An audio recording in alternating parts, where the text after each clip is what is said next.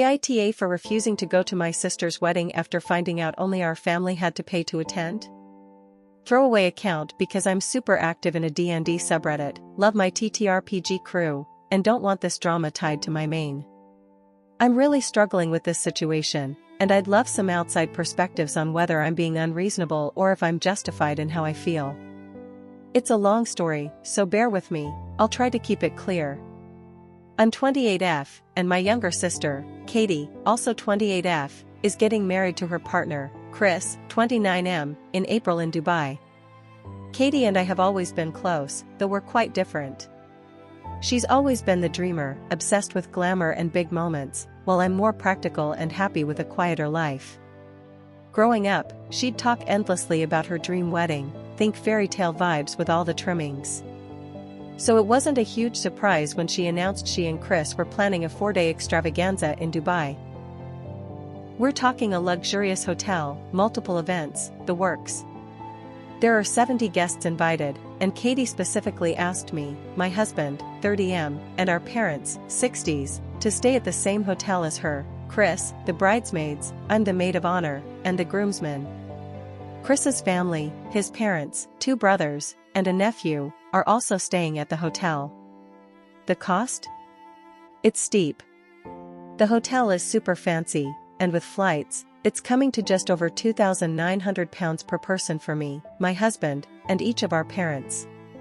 That's a huge chunk of change, especially for my parents, who are retired and living on a fixed income. My husband and I aren't rolling in money either, we're both teachers, and while we do okay, £5,800 for the 2 of us is a massive stretch. We've been saving for a house, and this trip would eat into that significantly.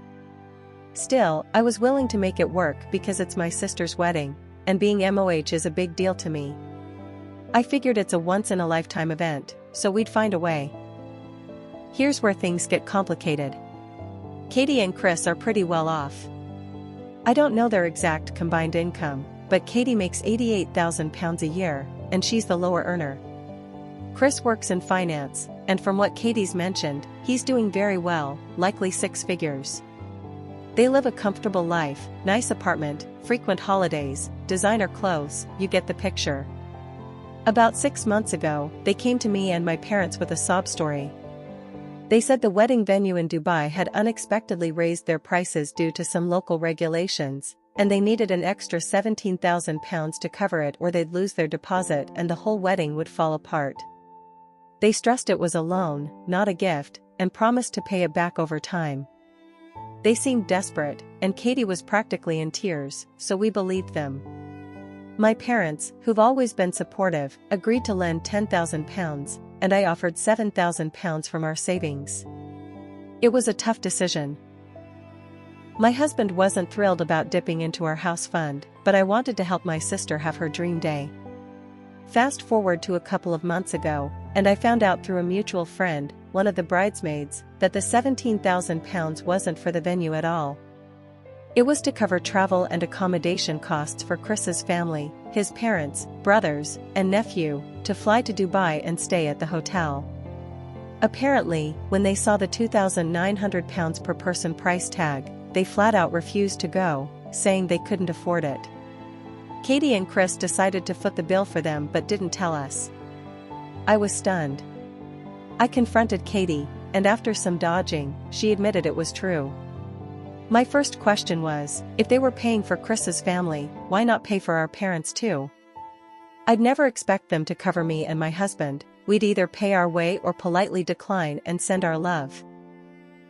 But our parents are on a tight budget, and it felt unfair that they were expected to shell out nearly £6,000 while Chris's family got a free ride. Katie's response? Because they can afford it. I couldn't believe it. Our parents are not wealthy, they're living off pensions and some savings, and £6,000 is a huge hit for them.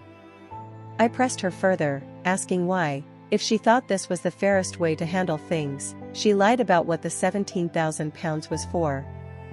Why not just be honest and say it was for Chris's family?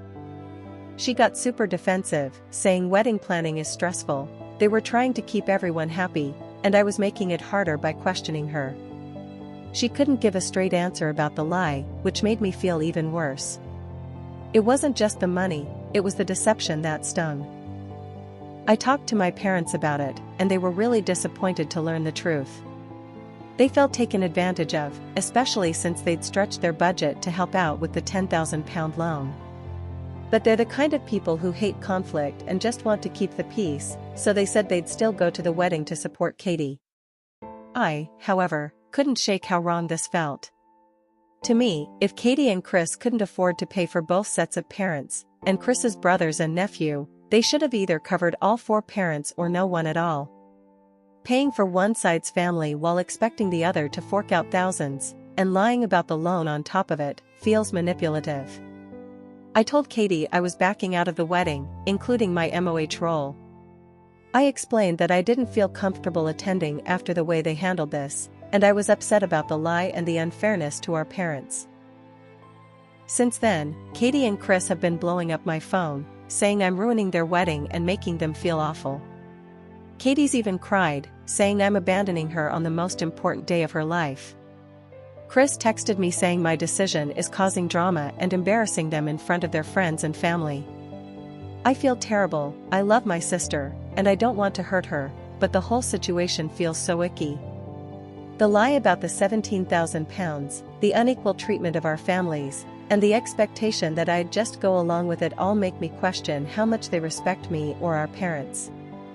I'm also worried about the financial strain on my parents, who I think are only attending to avoid a fight. So, Reddit, aita for refusing to go to my sister's wedding over this? Should I just suck it up, pay the £5,800, and go to keep the peace? I'm genuinely torn and could use some brutal honesty. Am I being too stubborn, or is this as messed up as it feels? Edit. Wow, thank you all for the flood of comments. I didn't expect this to blow up. I wanted to address a few questions and points that keep coming up. 1. The repayment plan. My husband's brother is a solicitor and was kind enough to draw up contracts for both my £7,000 and my parents' £10,000 loans. The agreement is that Katie and Chris will pay us back within 12 months after the wedding, with clear monthly installments. My brother-in-law made sure everything's legally binding, so if they don't pay, we have options, free legal help, yay. I'm hoping it doesn't come to that, but the contract gives me some peace of mind. 2. Asking for the £7,000 back now. A lot of you suggested I demand the money back immediately, and I get why. I'm furious about the lie, but pulling the £7,000 right before the wedding feels like it'd escalate things to a point of no return. I don't want to actively sabotage their day, even if I'm hurt. That said, I'm still stewing, and if they keep pushing me, I might reconsider. I'm not that much of a pushover. 3. More context on Chris's family. Some of you asked about Chris's financial situation or assumed his family is well off. From what Katie's told me, Chris and his family grew up very poor. He's worked hard to get where he is, but I've noticed he's sensitive about his background. He's told small, harmless lies in the past, like exaggerating where he went to school or what kind of house he grew up in, which I always brushed off as him trying to fit in. My guess is he was embarrassed about his family not being able to afford the trip and didn't want people at the wedding asking why they weren't there. Maybe he felt it'd reflect badly on him if he couldn't pay for them. But if that's the case, they should have planned better from the start. They knew the costs when they booked Dubai. Why not factor in covering both sets of parents or choose a more affordable location? Thrusting a £2,900 bill on each of us and lying about the loan feels like they prioritized appearances over fairness. Edit 2. Thanks again for all the feedback, it's been really helpful to see different perspectives. A few people asked for more clarity on why I'm so upset, so I'll add a bit more. I think what bothers me most isn't just the money, though that's a big part. It's the principle. Katie and Chris didn't just ask for a loan, they lied about why they needed it, knowing we'd feel pressured to help save their wedding. If they'd been upfront and said, "We want to pay for Chris's family because they can't afford it," I'd still be annoyed about the unequal treatment, but I could have respected their honesty and made my own choice about lending the money. Instead, they manipulated us, And now they're acting like I'm the bad guy for not wanting to spend nearly £6,000 to attend a wedding where I feel disrespected. I'm also worried about how this will affect my relationship with Katie long term. We've always been close, but this has shaken my trust in her. Update: I got a ton of messages asking for an update, so here's what happened. I ended up not going to the wedding. Things escalated in the weeks leading up to it. Katie and Chris were relentless, calling, texting, even sending long emails about how I was abandoning them and ruining their special day. A few days before they were due to fly out, I got a voicemail from Katie that pushed me over the edge. It was left late at night during her at-home hen-do, which I didn't attend, and she was clearly drunk. She said if I didn't go, I wasn't her sister anymore, I was embarrassing myself and them, and, here's the kicker, if I didn't show up, they wouldn't pay back the £17,000 we loaned them. She claimed they'd say it was a gift, that I faked the contract, and I'd have to take them to court. I was floored. I never thought she'd stoop to blackmail. I shared the voicemail with my parents, and it was the final straw for them too. They were heartbroken but decided not to attend either. They felt betrayed, especially after lending £10,000 under false pretenses. After the wedding, I heard through mutual friends and family who went that Katie and Chris were spinning a wild story. They told everyone I'd alienated Katie from her family, lied to our parents, and demanded they pay for us to attend. They even claimed we'd gifted the £17,000 and were now unfairly asking for it back. They said some other hurtful things I won't repeat, but it was ugly and personal. As for the loan, the first repayment date came and went with no word from them. My brother-in-law, the solicitor, tried contacting them, but they ignored him except for one email from what we're pretty sure was a fake law firm, claiming the money was a gift and the contract was fraudulent.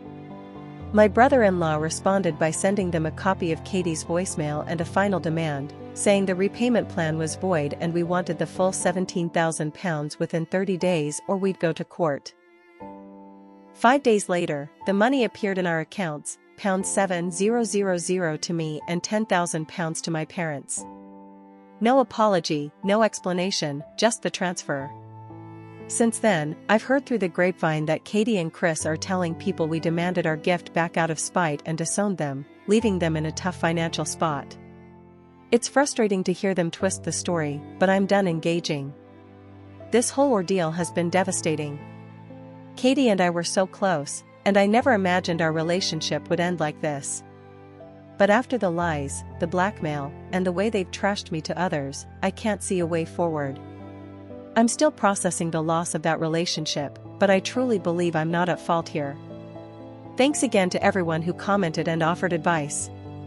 It helped me feel less alone and gave me the clarity to stand my ground. I hope this update answers your questions.